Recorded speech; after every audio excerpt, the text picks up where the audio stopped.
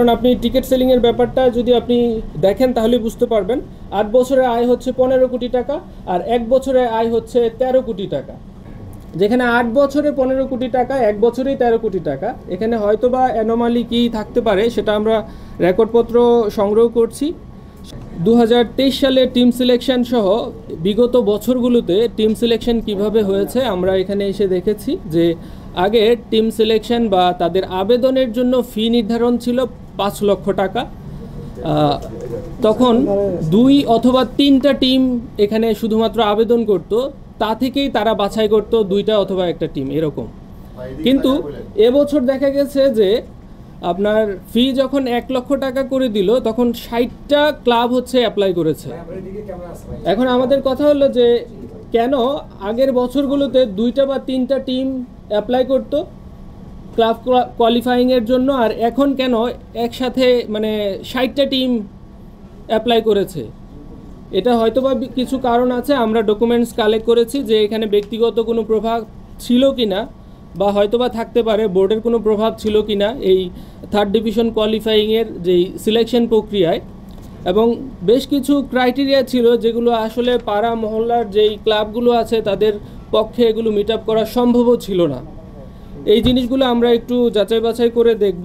আরেকটা ব্যাপার আছে যে টিকিট সেলিংয়ের ব্যাপারে আমরা এখানে দেখেছি বিপিএলের 3rd আসর থেকে 10ম আসর পর্যন্ত টিকিট সেলিংয়ের যেই আয়টা, আপনারা জানেন যে বিসিবির মানে অন্যান্য আয়ের একটা পার্ট হচ্ছে টিকিট সেলিং থেকে আয় আসে।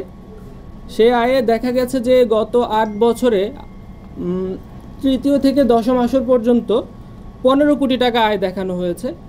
কিন্তু বিসিবি যখন নিজেরা দায়িত্ব নিল যে আমরাই টিকিট সেল করব, তখন 11তম আসরে আয় দেখানো হয়েছে প্রায় 13 কোটি টাকা।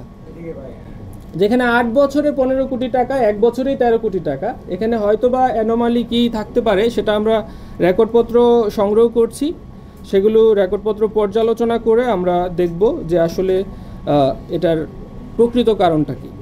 তাছাড়া মুজিব 100 একটা প্রোগ্রাম ছিল, সেখানে ব্যয় দেখানো হয়েছে, সেই ব্যয়গুলোতে কিছু অ্যানোমালি আছে। অভিযোগ সম্পর্কে রেকর্ডপত্র সংগ্রহ করা হয়েছে, সেগুলো আমরা যাচাই বাছাই করে আমরা আমাদের এনফোর্সমেন্ট ইউনিটে প্রতিবেদন দাখিল করব। সেই অনুযায়ী কমিশন সিদ্ধান্ত নেবে আসলে পরবর্তী পদক্ষেপ কী হবে।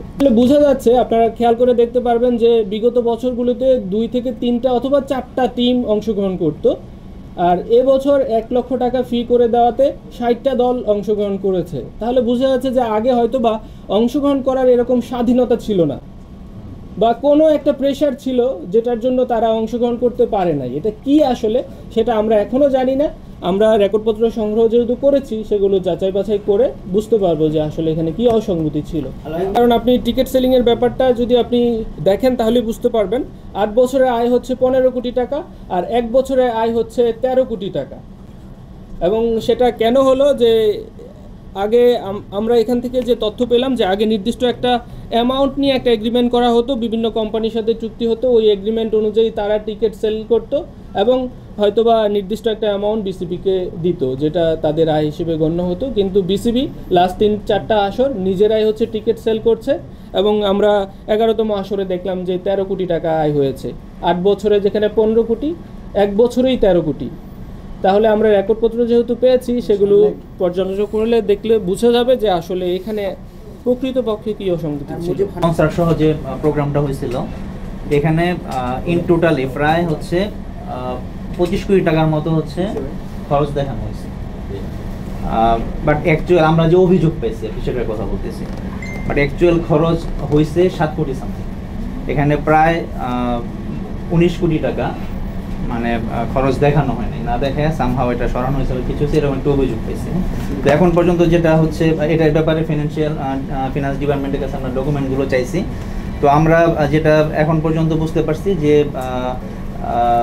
লাস্ট কিছু আমাদের অভিযোগ প্লাস হচ্ছে কিছু ডকুমেন্ট পর্যালোচনায় এখানে প্রায় 19 কোটি টাকা মতো হচ্ছে অ্যানোমালিস আছে। আর হচ্ছে এখানে টিকিট বিক্রি বাবদ প্রায় 2 কোটি টাকার মতো আয় হয়েছে। এটাও আমরা অভিযোগ পাইছি যে এই 2 কোটি টাকাও খরচ দেখানো হয়নি। তো সেই হিসেবে এই যে টাকা সরানো বা আত্মসাতের ইস্যুটা এখানে আরও একটু বাড়তে পারে, বেশ কোটিও প্লাস হতে পারে। তো এটা আমরা এখন পর্যন্ত কনফার্ম হয় নাই, এটা রিলেটিভ ডকুমেন্ট এখনো পাইনি হাতে। এটা ডকুমেন্ট পেলে অ্যাকচুয়াল ফিগারটা আমরা বলতে পারবো। এটা অভিযোগের কথা আমি বললাম, এটা নিয়ে কাজ করতেছে।